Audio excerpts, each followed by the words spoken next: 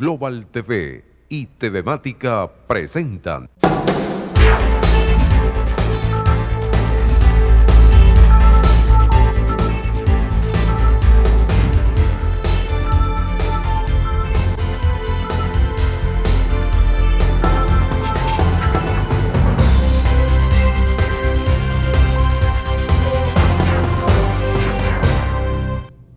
Amigos, ¿cómo están? Cuando estamos haciendo el programa en vivo a esta hora, al mediodía, y luego va a estar diferido, así que es jueves. Algunas personas lo verán un poco más allá en la tarde, incluso el viernes temprano, pero aquí las cosas siguen siendo temas vigentes y hay que tener mucha insistencia, honesta insistencia sobre los asuntos que tienen que ver con la presión para que aquí se produzca una respuesta a esta enorme catástrofe que está viviendo el venezolano. Es realmente impresionante cómo vemos esas criaturas por allí que van en las calles, los padres cargándolas o alguien buscando en la basura. Cada vez hay más las calles, hoy las aceras, lo que pudo haber sido un arbolito son montones, montañitas de basura que están ahí llenas de moscas, etcétera, que se espantan cuando llegan los que buscan entre ellos algo para comer. Es realmente algo que quien esté por allá no lo va a creer. ¿Cómo creer que ese país que hasta hace poco se enseñoreaba en el mundo repartiendo cheques, etcétera, que ese país que ha comprado tantas armas a los rusos, a los chinos, que ese país que anunció no sé cuántas cosas en relación a supuestos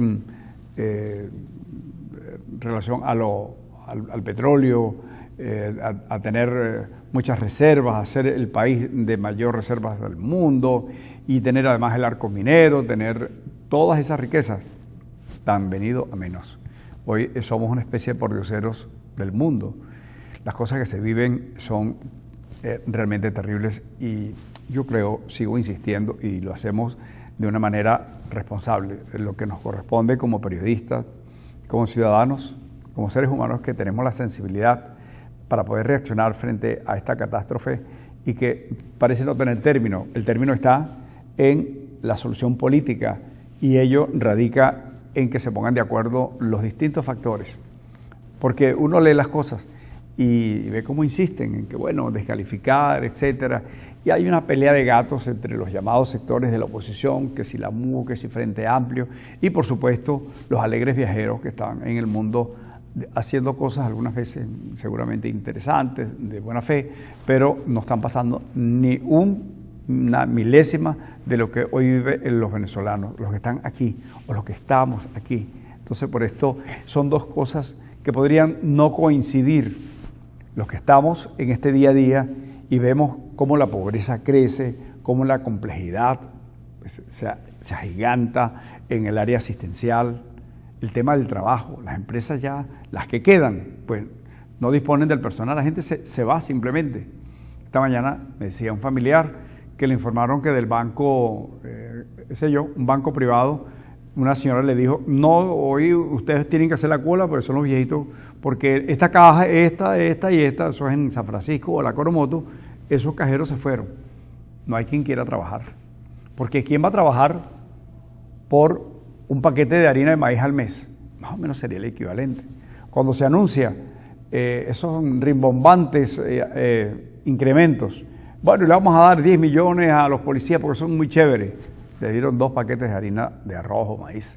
Eso ciertamente es una verdadera irreverencia contra la condición humana.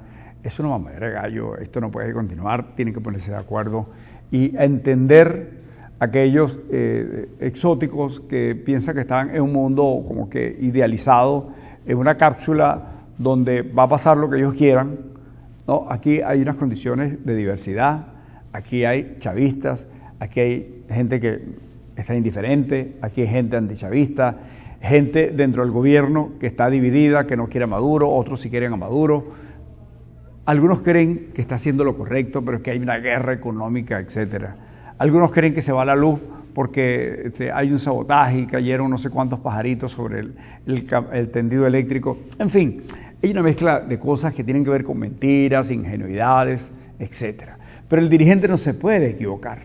El dirigente tiene que asumir, como el médico que le aplica al paciente aquel medicamento amargo o una inyección dolorosa, como el tratamiento de una quimioterapia que produce tantos estertores, pero es la manera para detener el mal, para salvar la vida de esa persona. Esa debe ser la actitud del dirigente responsable. Se pueden poner con todas esas cosas y a descalificar, y bueno, por ahora aquí el que se atreva a votar no sé qué cosa. Y entonces, ¿qué pasó? ¿Qué pasó con esa legión de escribidores y de habladores desde fuera con una gran facilidad? Porque además quizás decir esas cosas fuera les dé acceso a tener el financiamiento de organizaciones que en procura de la democracia hacen que esto funcione porque son defensores de esto. No es así. La verdad es que yo creo, y cada vez estoy más convencido, que el 20 de mayo se perdió una gran oportunidad de que el país todo, a través de sus dirigentes, se pusiesen de acuerdo, y un gobierno que tenía más del 80% de rechazo, sin duda, hubiese sido desplazado. No, vamos a delegitimar y le vamos a quedar mal a la comunidad internacional. ¿Qué comunidad internacional? Cada quien juega su papel. Es un mundo global de intereses que van cambiando. Además, fíjese, acaba de cambiar España. Ya la posición del presidente Sánchez, del jefe de gobierno español Sánchez, no es la misma de Mariano Rajoy. Tampoco será la de López Obrador, la misma de Peña Nieto. Y así son las cosas. Es una dinámica donde cada país tiene su realidad, sus intereses, absolutamente comprensibles. Estados Unidos tiene, pues, su compleja realidad. Es sin duda un país cimero, es el líder del mundo en la economía, en muchas cosas, y por eso es que todos estos países con una grave, compleja problemática social, la gente quiere ir para allá y tienen derecho entonces sus autoridades a evitar que eso ocurra, porque lo hemos hecho en Venezuela en su momento. En Colombia se están siendo demasiado generosos, en Perú, en Chile, en Argentina, con los venezolanos que salen despavoridos, huyendo de esta crisis. Es terrible, porque lo que debería estar ocurriendo en Venezuela es que este fuera el centro de atracción, sino de la tierra, de muchas cosas importantes, por tener nosotros lo que llaman los commodities, las materias primas. Aquí tenemos todo lo necesario para los procesos fabriles. Tenemos hasta el coltán, que es uno de los minerales más preciados en este momento para el desarrollo del área tecnológica. Tenemos coltán. ¿Y qué están haciendo con el coltán? ¿Quién se lo lleva? ¿Quién lo aprovecha? El oro, ¿a dónde va a parar? ¿Quién le pone la mano a los diamantes? Y ese poco de camiones que salen cada cierto tiempo en las noches hacia la frontera para hacer desaparecer lo poco que hay. ¿Quién se beneficia? Ustedes han visto las estaciones de servicio, cómo van unos carros por un lado, etcétera, y se llenan con bidones, etcétera. Hay toda una anarquía. Y me decía un bombero, bueno, es que eso está así porque yo tengo hambre. ¿Y cómo le discuto eso? ¿Quién puede cuestionar?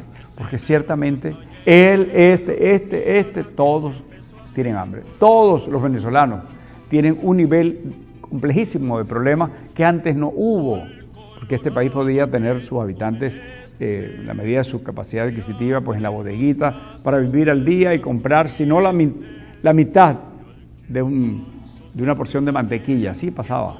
Y no un cartón de huevos, podía comprar los huevos del día, 3, 4, porque mañana iban a costar un medio igual que hoy. Pero llegó este desastre, destruyeron todo el aparato productivo, se llevaron todos los fondos que garantizan que hay recursos y se generó una falta de confianza total en esta economía. Estas instituciones no tienen credibilidad. Hay que devolver todo eso. Entonces tienen que ponerse de acuerdo, señores. Y allí tiene que actuar la ciudadanía. Allí tenemos que ir a presionar, sin odio, sin revanchismo, etcétera. Bueno, aquellos que han cometido delitos que no pueden pasar por debajo de la mesa es otra cosa.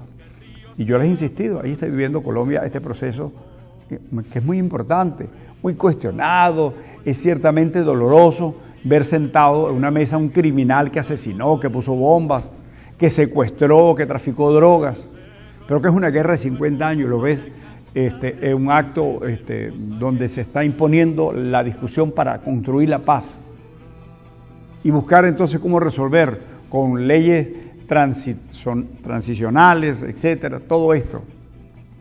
Porque hay que hacerlo, hay que buscar una salida a esta tragedia terrible que vive el venezolano. Por cierto, quería referirme a este asunto terrible de Nicaragua, que lo que está pasando en Nicaragua es muy doloroso. A ellos los están matando a tiros, a ellos los están matando a palazos, a nosotros nos matan de hambre, etcétera. Claro, si salen a protestar también le dan lo suyo. Pero fíjese lo que acaba de ocurrir ayer con el obispo de Managua. Ahí está este prelado, se salvó de un atentado, le cayeron a tiros, a palos, a todo. Ahí está, vamos a escucharlo. Monseñor, lamentamos lo que le ha ocurrido hoy y también por su valentía. El pueblo seguramente se lo agradece mucho. Alfonso, esto no es nada para lo que está sufriendo el pueblo de Nicaragua. Los obispos hemos podido constatar en persona el rostro agresivo, asesino de la estructura que está dominando Nicaragua en este momento. Varios obispos hemos sido objeto de agresión física y verbal. Estoy aquí con el señor Nuncio, el señor Cardenal, pero lo que menos importa es lo que hayan hecho contra nosotros, los golpes que me dieron, lo que me tiraron encima, las heridas. Es mucho más grave lo que está sufriendo nuestro pueblo. Y hoy más que nunca la iglesia estará al lado del pueblo y al lado de los que no tienen voz y al lado de los que no tienen fuerza.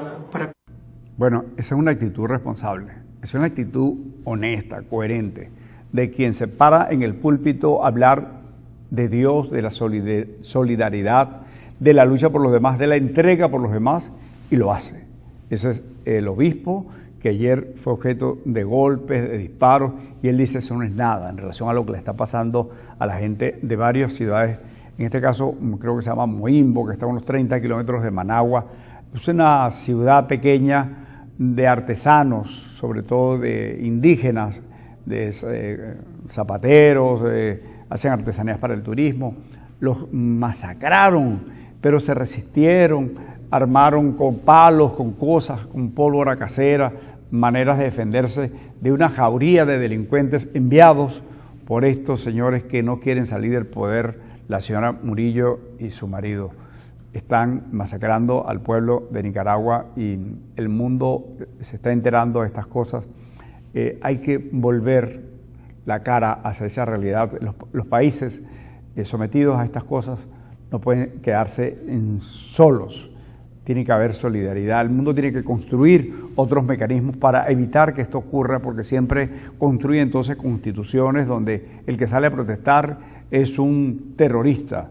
El que dice esto está faltando construye una ley para evitar que hayan protestas y entonces se basan en un criterio absolutamente fuera de contexto de la no injerencia, del respeto a la autodeterminación. ¿De quién? No es del pueblo. En este caso Nicaragua no quiere autodeterminarse el pueblo, pero el gobierno, que es una cúpula, es un grupo de corruptos, bandidos, etcétera, se niega y lo están asesinando. Bueno, vamos a ver ahora un material que hemos tomado de un colega de Univisión que trata estos temas que para nosotros pues, son muy conocidos, lo que está pasando con los venezolanos. En este caso, este reportaje está dedicado a los niños, cómo mueren los niños de hambre. ¿A quién le duele todo esto? Adelante. Los cuerpos de 3 bebés yacen ya sin vida en el cuarto de este hospital de niños en la ciudad de Maracaibo. Fallecieron con pocas horas de diferencia, los 3 víctimas de enfermedades asociadas a la severa desnutrición que padecían. Sor Ángeles, Emilia y José eran sus nombres. 3 vidas truncadas por el azote del hambre que sigue golpeando con dureza al país. Hijos de padres pobres a quienes la crisis y la hiperinflación los ha hecho incapaces de llevar comida para alimentar a sus familias. Tengo un dolor que no se lo deseo yo ni a Perón ni a mi nada, porque ya con esto son 4 veces se me muere. Esos 3 nombres son parte de una triste lista de al menos 10 niños fallecidos por desnutrición que se registraron en este hospital en la última semana. Un promedio de casi 2 bebés diarios que murieron por hambre en ese lugar. Cuando nos hacen las preguntas nos dicen, ¿ustedes se encuentran en África? No, no estamos en África, estamos en Venezuela. O sea, está pasando aquí, no solamente le está pasando a los niños, le está pasando a los adultos, le está pasando a las embarazadas, a los ancianos. Y son mucho más los niños que están luchando por sus vidas en este hospital. En sus cuerpos se ven las terribles marcas de esa batalla casi perdida contra el hambre, de huesos asomándose bajo una piel manchada, de extremidades hinchadas, de piernas famélicas, de madres que no pueden dar de comer a sus hijos. Muy difícil porque, o sea, la leche cuesta más caro que todo.